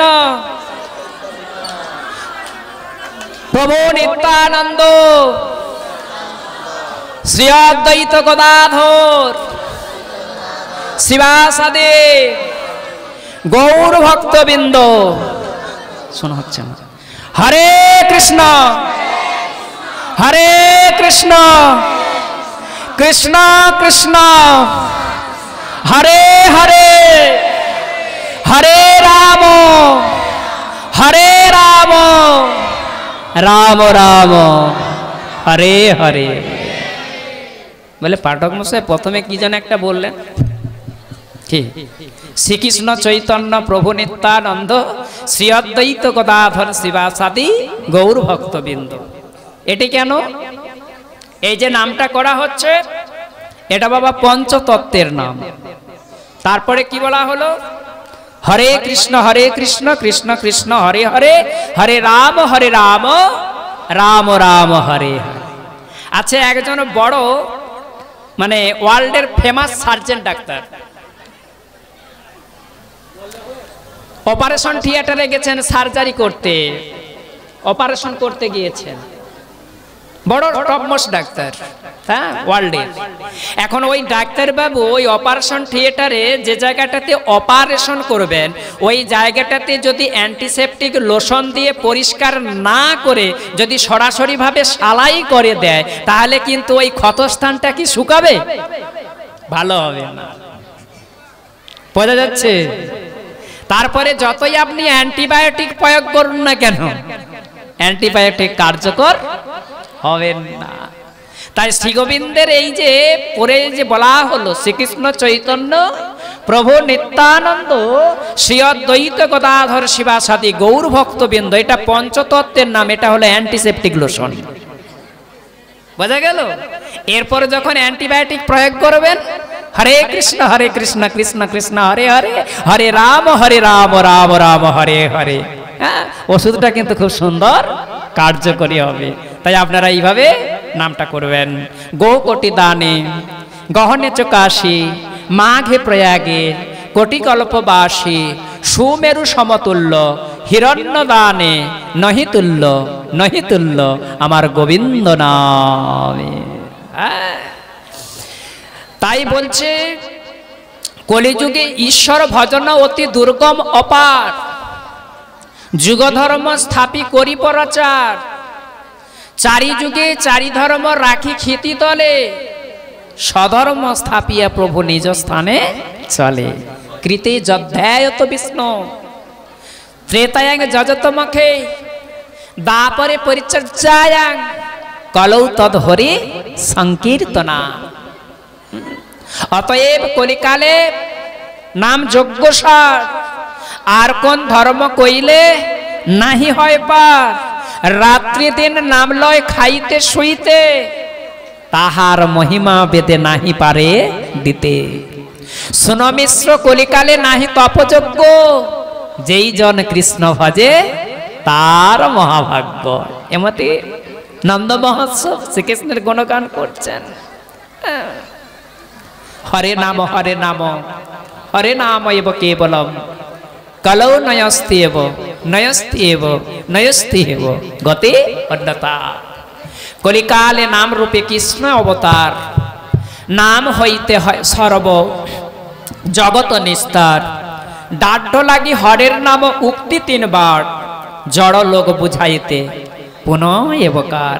কেবল শব্দে পুনরপি নিশ্চয় করণ, জ্ঞান যোগ তপকর্ম আদি নিবারণ। অন্যত্র যে মানে তার নাহিক নিস্তার, নাহি নাহি নাহি এই তেন এবকার। তাই হরে কৃষ্ণ কৃষ্ণ কৃষ্ণ হরে হরে, হরে রাম রাম রাম হরে হরে। এই শ্লোক নাম বলি লয় মহামন্ত্র 16 নাম 32 অক্ষর এই তন্ত্র। সাধিতে সাধিতে যাবে প্রেমাঙ্কুর হবে, সাধ্য সাধন তত্ত্ব জানিবাসে তবে। তাই চেত দর্পণ মার্জন ভব মহাদাবাগ্নি নির্বাপনম, শ্রেয় কৈরব চন্দ্রিকা বিতরণং, বিদ্যা বোধ জীবনম, আনন্দ অম্বুধি বর্ধনং, প্রতিপদং পূর্ণ অমৃত আস্বাদনং, সর্ব আত্মস্নপনং পরং বিজয়তে শ্রীকৃষ্ণ সংকীর্তনম। অনেক লোকের বাঞ্ছা অনেক প্রকার, কৃপাতে করিল অনেক নামের প্রচার। খাইতে শুইতে যথা তথা নাম লয়, কাল দেশ নিয়ম নাই সর্বসিদ্ধি হয়। নামে সর্বশক্তি দিলা করিয়া বিভাগ, আমার দুদৈব নামে নাহি অনুরাগ। ভগবান শ্রীকৃষ্ণের জন্মোৎসব হচ্ছে, সবাই গোবিন্দ গুণগান করছেন অনুরাগ সহকারে। শুধু তো পুত্রকে পেয়ে তার জন্মোৎসব পালন করলে তো আর হবে না। এই জায়গায় শুনবেন, বিশেষ করে নন্দ মহারাজের রাজ্যটা হচ্ছে করদ রাজ্য। মানে প্রত্যেকটা বছর ওই মথুরার রাজধানীতে ভোজরাজ কংসকে তার লাভের অংশটা দিতে যেতে হতো, কর দিতে যেতে হতো। সেই নন্দ মহারাজ তার ঘনিষ্ঠ গোপদের রাজ্যভারের কার্য নষ্ট করে আজ ভোজরাজ কংসের রাজধানী মথুরাতে যাচ্ছেন কর দেওয়ার জন্য। শকট আরোহণে যাচ্ছে, আর সেই শকট আরোহণে একটা জায়গায় শকট খুঁড়লেন, গরুদেরকে ঘাস খাওয়ানোর জন্য ছেড়ে দিলেন। নন্দ মহারাজ যেই জায়গাটাতে শকট খুলছিলেন, ভাগবতে সেই জায়গাকে বলা হচ্ছে অবভৃত স্থান। হলো অবভৃত স্থান। নন্দ মহারাজ ভোজরাজ কংসকে বার্ষিক কর প্রদান করলেন। এদিকে ভোজরাজ কংসের কারাগারে জ্ঞানীশ্রেষ্ঠ বসুদেব নন্দ মহারাজের সঙ্গে সাক্ষাৎ করবার জন্য অবভৃত স্থানে এলেন। এই জায়গায় মন দিয়ে শুনবেন, নন্দ মহারাজ জ্ঞানীশ্রেষ্ঠ বসুদেব অপেক্ষা বয়সে বড়। তার মানে দাদা, এগুলো আমরা গুলিয়ে ফেলি। নন্দ মহারাজ জ্ঞানীশ্রেষ্ঠ বসুদেব অপেক্ষা বয়সে বড়, আর অপরপক্ষে জ্ঞানীশ্রেষ্ঠ বসুদেব নন্দ মহারাজ অপেক্ষা বর্ণে বড়। একজন বয়সে বড় আর একজন বর্ণে বড়। নন্দ মহারাজের কাছে উপনীত হলেন জ্ঞানীশ্রেষ্ঠ বসুদেব। দাদা, মিলন হলো। বজরাজ কংসকে বার্ষিক কর দেয়া হয়ে গেছে না? বলে হ্যাঁ। আপনি আর কাল বিলম্ব করবেন না। কেন না? মথুরাতে আপনি রয়েছেন,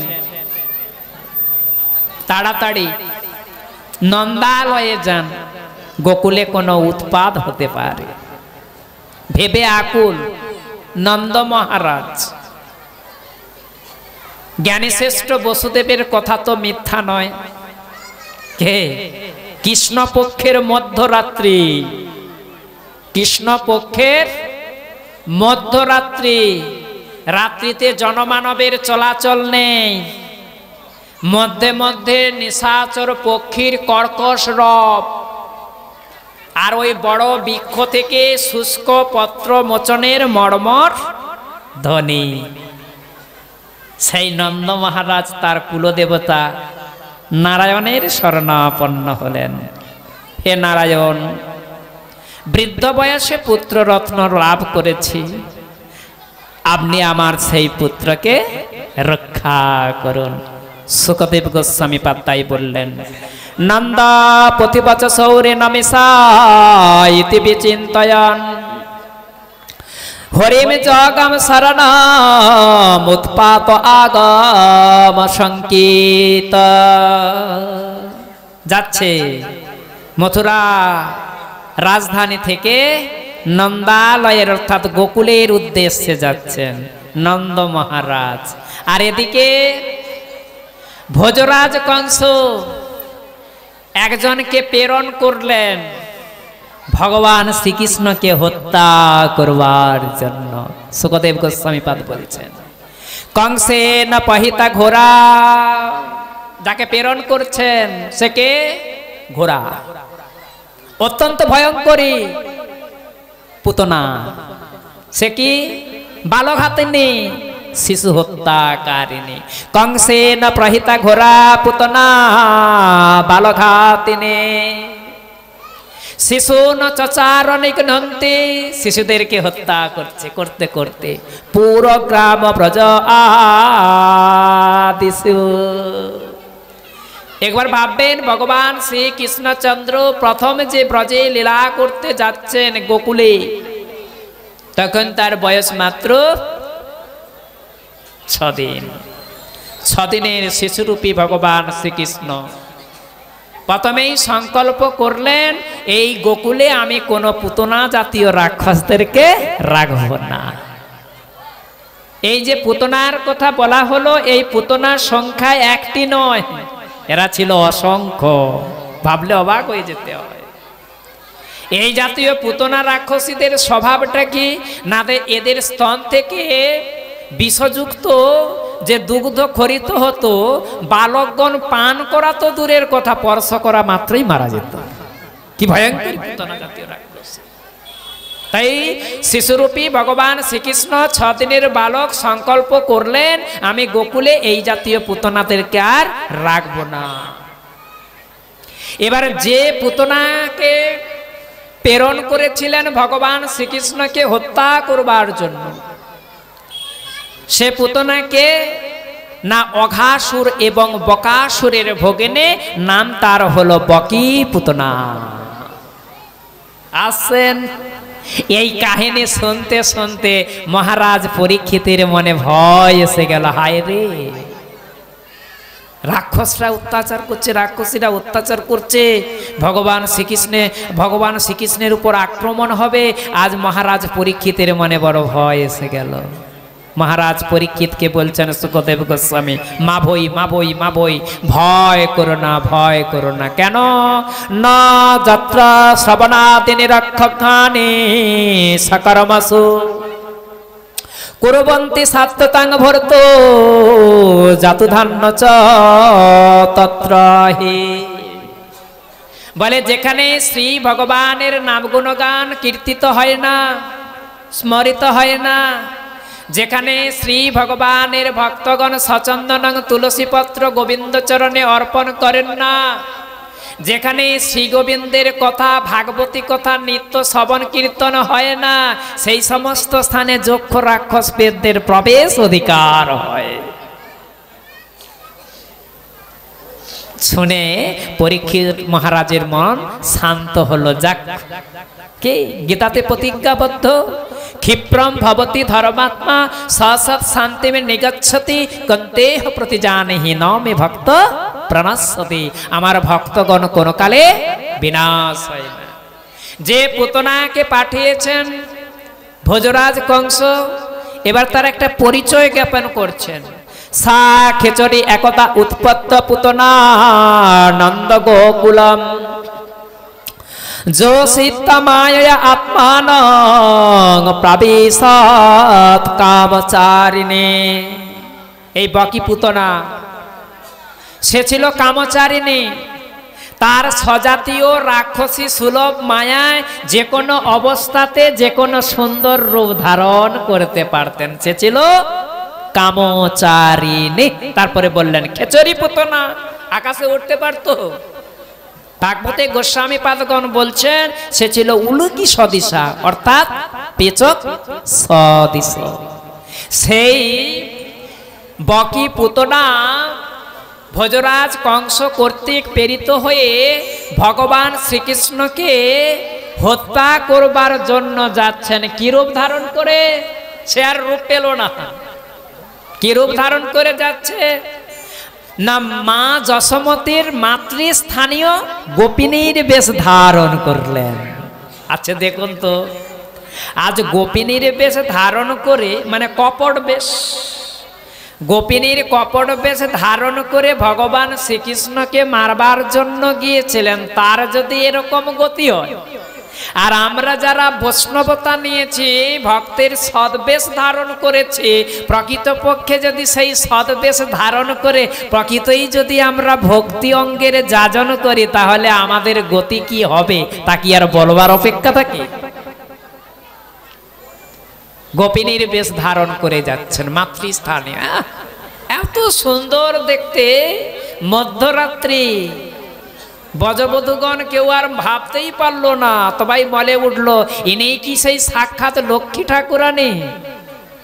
হায় রে, নন্দ মহারাজ বৃদ্ধ বয়সে এক পুত্ররত্ন লাভ করেছে, যদি ওই পুত্রকে একটু শুভ আশীর্বাদ করে আছে, আমাদের জীবনটা ধন্য হয়। দেখছেন বকি পুতনা কেমন মায়া জানতো। হ্যাঁ, উনি সত্য সত্যই ওই নন্দ মহারাজের অঙ্গনের দিতে যাচ্ছেন কিনা এটা দর্শন করছেন। সত্য সত্যই নন্দ মহারাজের অঙ্গনের দিকে যাচ্ছেন। যাক যাক, এদিকে অঘটন ঘটন পটিয়সী যোগমায়া মায়া বিস্তার করে দিলেন। মা যশোমতী 6 দিনের শিশুরূপী ভগবান শ্রীকৃষ্ণ চন্দ্রকে কোলে করে তনদুগ্ধ পান করাচ্ছেন। পাশে দাঁড়িয়ে আছেন রোহিণী, প্রাণপ্রিয় গোপালের তার অপরূপ বালমাধুরী দর্শন করেছেন। বাহ্য অন্তর ইহার দ্বৈত সাধন, বাহ্য সাধক দেহে করে শ্রবণ কীর্তন, মনে নিজ সিদ্ধ দেহ করিয়া ভাবন, রাত্রি দিন করে বজের কৃষ্ণের সেবন। শাস্ত্র। এবারে হঠাৎ যেই নন্দ মহারাজের অঙ্গনে উপনীত হলেন, মা যশোদার কোড়স্থিত শিশুরূপী ভগবান শ্রীকৃষ্ণকে দর্শন করেছেন। গোপিনীর বেশধারিণী পুতনা রাক্ষসীর হৃদয়টা বুদয় বিগলিত হয়ে গেল, করুণার উদয় হয়ে গেল। গোপিনীর বেশধারিণী পুতনা রাক্ষসী বকি পুতনা ভাবছেন, হায় রে, ইতপূর্বে আমি কত সন্তানদেরকে হত্যা করেছি, কিন্তু ওই মা যশোমতীর কোলে উপবিষ্ট সন্তানকে দর্শন করে আমার হৃদয়টা এত কেন গলে গেল। অতএব একটিবারের জন্য এই শিশু সন্তানকে কোলে না করলে নয়। অঘটন ঘটন পটিয়সী যোগমায়ার প্রভাবে মা যশোমতীর দৃষ্টি পড়ে গেল ওই গোপিনীর বেশধারিণী পুতনা রাক্ষসীর উপর। চমকিত হলেন, এমন মায়া জানত বকি পুতনা। ইনি কি সেই সাক্ষাৎ পদ্মহস্তে লক্ষ্মী দেবী এসেছেন? হায় রে, আমার প্রাণপ্রিয় গোপালকে যদি একটু কোলে করে নিয়ে শিরস চুম্বন করে একটু আশীর্বাদ করে, আমার প্রাণপ্রিয় গোপালের জীবনটা ধন্য হয়। কেমন মায়া জানত।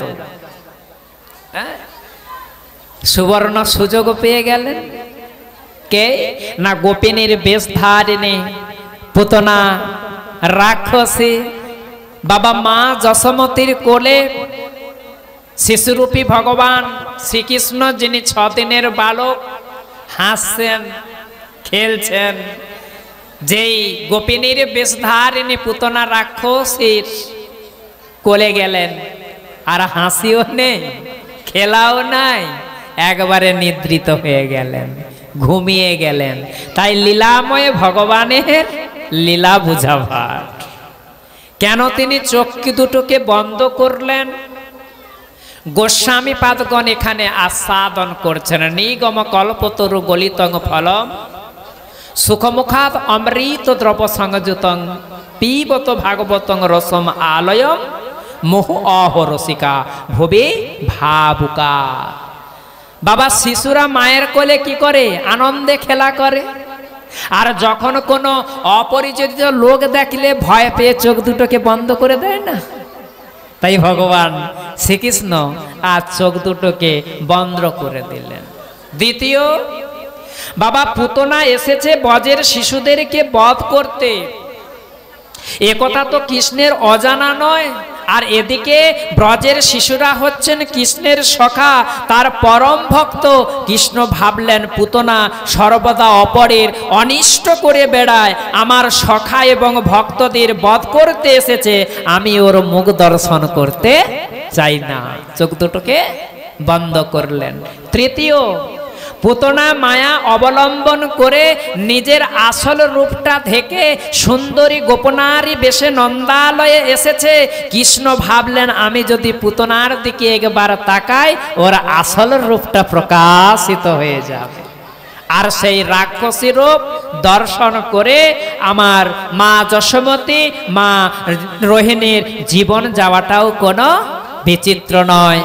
চতুর্থ কারণ, ভগবান জানেন পুতনা মঙ্গলের জন্য তাকে বধ করতে হবে, কিন্তু বধ করা তো কাজটা তো কূট অর্থাৎ লজ্জাজনক ভেবে আজ দুঃখে এবং লজ্জায় ভগবান শ্রীকৃষ্ণ চোখ দুটোকে বন্ধ করলেন। বাবা জন্ম যন্ত্রণাও যেমন কষ্ট, মৃত্যু যন্ত্রণাও একই, খুব কষ্ট হয়। আপনারা পাহাড়ে ভীমরুল দেখেছেন, এখানে যদি ডাক্তারবাবু থাকেন বা কাউকে যদি পাহাড়ি ভীমরুল কামড়ায় কি যন্ত্রণা হয় বাবা। একটা পাহাড়ি ভীমরুল পোকা কামড়ালে যে যন্ত্রণা হয়, মৃত্যু যন্ত্রণাটা কার সামিল? একসঙ্গে 50,000 পাহাড়ি ভীমরুল পোকা কামড়ালে যে যন্ত্রণা হয়, মৃত্যু যন্ত্রণা তার সামিল। এই জন্য মৃত্যু সময়ে মানুষের চেতনাটা থাকে না, জ্ঞান হারিয়ে যায়, লুপ্ত হয়ে যায়। দেখলেন না? তাই আবার পুতনার মরণকালীন যন্ত্রণা তিনি সচক্ষে দেখতে ইচ্ছা করেন না। যদ্যপি দণ্ডদাতা তথাপি স্নেহময়, অন্যায়ের শাসনের জন্য মারবেন, কিন্তু মরণকালের যন্ত্রণা তিনি দেখতে পারবেন না। এই ভগবান শ্রীকৃষ্ণ চোখ দুটোকে বন্ধ করলেন। এবারে শিশুরূপী ভগবান শ্রীকৃষ্ণকে যেই কোলয় করলেন, ভাগবত বলছেন, ওহে গোপিনীর বেশধারিণী পুতনা রাক্ষসী, যাকে তুমি কোলে করেছ বুঝবে ও কে। বাবা নিদ্রিত সর্পকে দড়ি মনে করে কেউ যদি স্পর্শ করে তার কি হাল হয় তুমি বুঝবে। পুতনা রাক্ষসী, গোপিনীর বেশধারিণী, ও হচ্ছে ছাই চাপা আগুন, বুঝবে। ওহি বকি পুতনা, যাকে তুমি কোলে করেছ ও হলো অসৎ অন্তকম।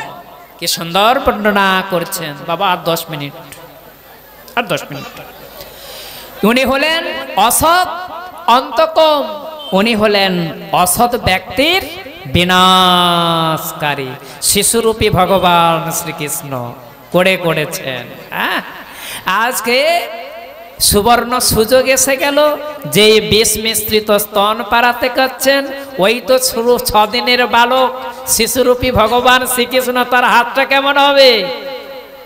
পুতনা রাক্ষসীর দুটো পয়ধর ধরলেন, বাকি পুতনার পয়ধর ধরলেন। এবারে সেই ভগবান শ্রীহরি বলছেন, পুতনা, ওহে পুতনা, আমার নাম হরি। বলে আমি যাকে একবার ধরি তাকে শুধু ধরি না, তার প্রাণটাকে আকর্ষণ করে তাকে সদ্গতি পাইয়ে ছাড়ি। ধরেছি যখন সদ্গতি পাইয়ে ছাড়ো। হরি শব্দের বহু অর্থ, দুই মুখ্যতম, এক সর্ব অমঙ্গল হরে, দুই প্রেম দিয়া হরে মন। শিশুরূপী ভগবান শ্রীকৃষ্ণ যখন ওই গোপিনীর বেশধারিণী বকিপুতনার সমস্ত অঙ্গে নিপীড়ন করতে লাগলেন, মানে প্রাণটাকে আকর্ষণ করতে লাগলেন, ভগবান পান করলেন শুধুমাত্র দুগ্ধ, আর বিষটা পান করলেন কে? না ভগবান রুদ্র। আর সহ্য করতে পারছে না, হ্যাঁ, ছাড় ছাড় ছাড়, আর তনদুগ্ধ পান করতে হবে না, মঞ্চ মঞ্চ অলমলম, মঞ্চ মঞ্চ অলমলম, বলে আমি যখন ধরেছি আর ছাড়ব না। আসল রূপ প্রকাশিত হয়ে গেল। সেই রাক্ষসী শিশু। ওহে রসিক ভক্তগণ, একবার এই ভগবান শ্রীকৃষ্ণের রূপটা আচ্ছাদন করবেন। আকাশ মার্গে উড়ছে ওই অত বড় পুতনা, রাক্ষসী বকি পুতনা, আজ যাই সেই পয়ধর দুটো ধরে ঝুলছে শিশুরূপী ভগবান শ্রীকৃষ্ণ। তার বয়সটা তখন কত? মাত্র 6 দিনের বালক। কি অদ্ভুত দৃশ্য!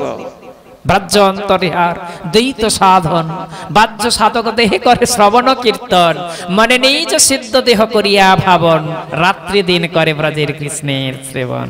এবারে ভগবান শ্রীহরি মনে মনে ভাবলেন, পুতনা রাক্ষসীর এই বিশাল শরীরটি আমি কোথায় ফেলি? এই বলে দেখলেন ওই যে দূরে উত্তর পশ্চিম কোণে একটা উদ্যান দেখতে পায়। ওটা কার উদ্যান? ভোজরাজ কংসের উদ্যান। আগেকার দিনে একটা জড় জগতে প্রচার আছে না, যে কাঁটা দিয়ে আমি কাঁটা তুলি, এরকম একটা জড় জগতে প্রচার আছে না।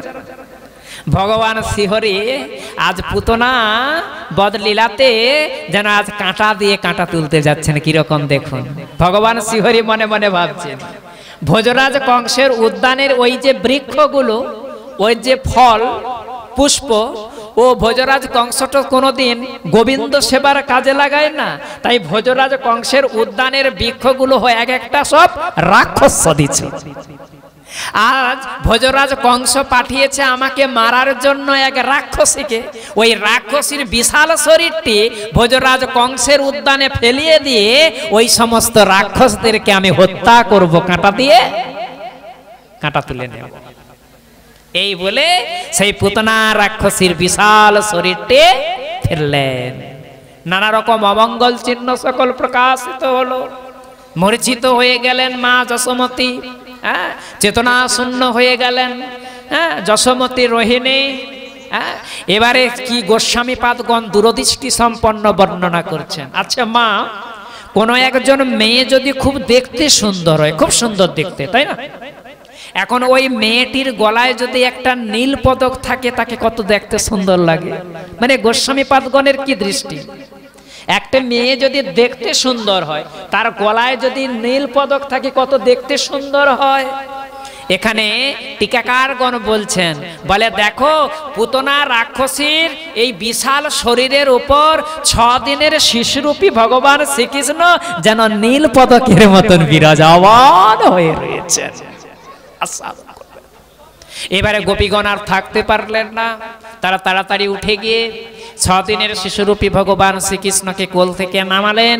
নামিয়ে তার কি করলেন?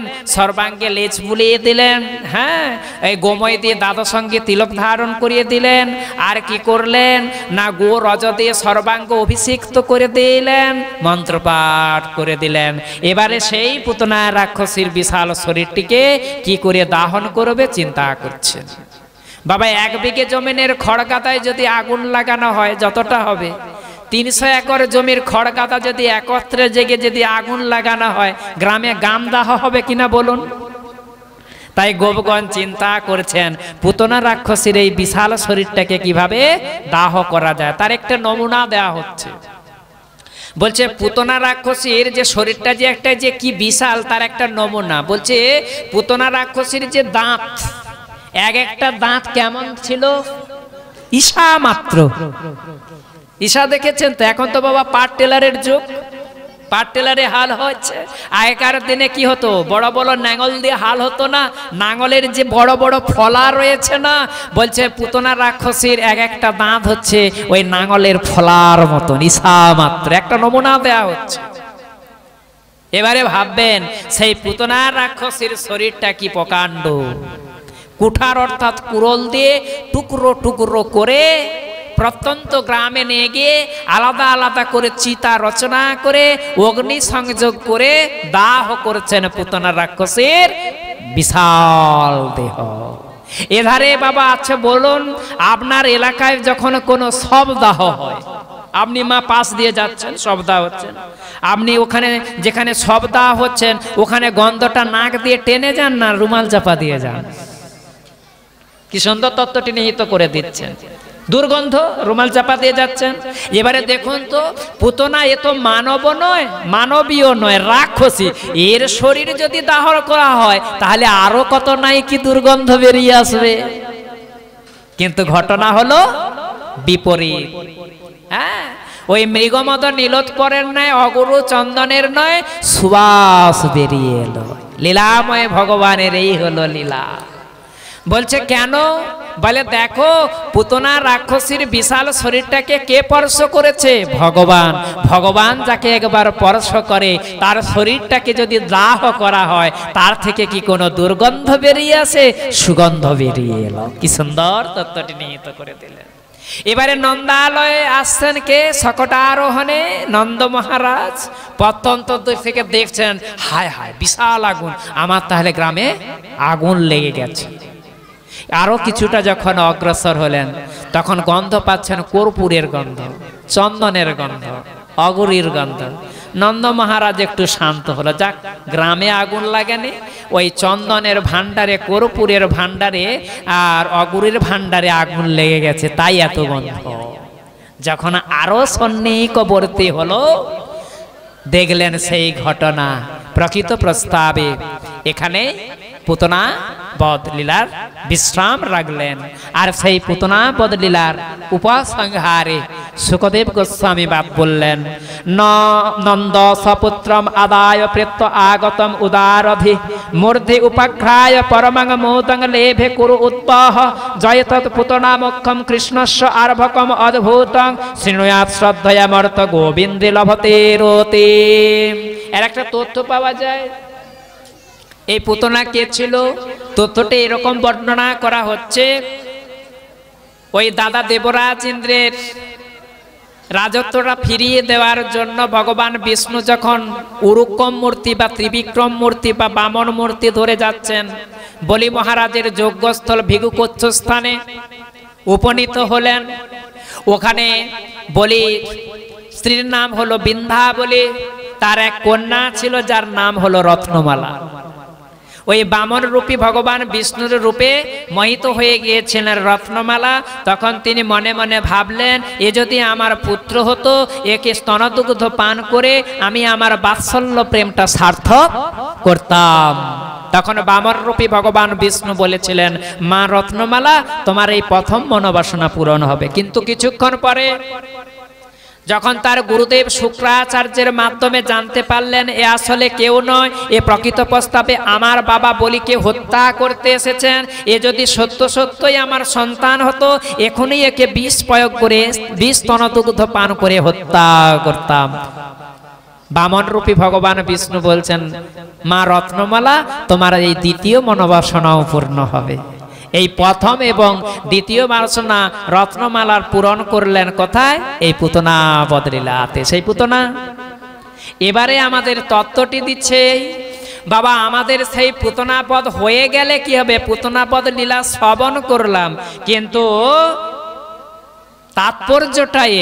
তাৎপর্যটা কি বাবা? সেই পুতনা কিন্তু এখনো চলে যায় নাই। তাহলে প্রকৃত প্রস্তাবে পুতনাটাকে বাবা, অবিদ্যাটাই হলো পুতনা। সার কথা, অবিদ্যাই হলো পুতনা। তাই আসুন আমরা সেই ভগবান শ্রী গোবিন্দের শ্রীপাদ পদ্মে এই প্রার্থনা করে আজকের মতন ভাগবতী সবার বিশ্রাম রাখবো। হে ভগবান শ্রী গোবিন্দ, আপনি বকি পুতনাকে কৃপা করেছেন যে কালকূট মিশ্রিত বিষ পান করে আপনাকে হত্যা করতে গিয়েছিলেন। সেই পুতনা অবিদ্যাই হলো পুতনা। আমরা শ্রী গোবিন্দের শ্রীপাদ পদ্মে এটাই প্রার্থনা করব, অঘাসুর বকাসুরের ভগিনী বকি পুতনা যে কিনা এসেছিল আপনাকে বিষ স্তনদুগ্ধ পান করিয়ে হত্যা করার জন্য, তাকে আপনি মাতৃস্থানীয় পদ, তাই মা যশোমতীর মতো পদ পাইয়েছিলেন। কিন্তু আমার মধ্যে কৃষ্ণ ভুলি সেই জীব অনাদি বহির্মুখ, অতএব মায়া তারে দেয় সংসার দুঃখ, কভু স্বর্গে ওঠায় কভু নরকে ডোবায়, দ্বন্দ্ব জনে রাজা যেন নদীতে চুবায়। অবিদ্যারূপী পুতনা কে আপনি হত্যা করে আপনার শ্রীপাদ পদ্মে আমাদের আত্মদাস্যে নিয়োজিত করুন। এটাই আমরা প্রার্থনা করলে, এটাই হলো পুতনাবধ সবলীলা শ্রবণের মুখ্য তাৎপর্য। আরভকম অদ্ভুতং শ্রীণয়া শ্রদ্ধয়া মর্ত গোবিন্দে লভতে রতে। বাবা পরিশেষে বাবা শ্রীমদ্ ভগবত গীতা সপ্তদশ অধ্যায় 17 বিভাগ যোগ, সেখানে দানের কথা বলা হচ্ছে। সাত্বিক দান, রাজসিক দান, তামসিক দান। এই সাত্বিক দানটা আজকে যে এখানে অনুষ্ঠান কমিটি যে ভাগবতী অনুষ্ঠানের আয়োজন করেছেন, এখানে কোনো ব্যক্তি যদি দান করেন, এই দানটা হচ্ছে সাত্বিক দান। এখানে যে দান করবেন, এই দানটা এনাদের নিজেদের উদ্দেশ্যে সাধিত হবে না, আপনাদের ভগবত ভক্তি লাভের ক্ষেত্রে একমাত্র প্রয়োজন। তাই সবার উদ্দেশ্যে অনুরোধ, আপনারা কায় মন বাক্যে অর্থ দিয়ে অনুষ্ঠান কমিটিকে সাহায্য করবেন, যার দ্বারা শ্রী গোবিন্দ সেবা এবং আপনার পরিবারের পরম কল্যাণ সাধিত হবে।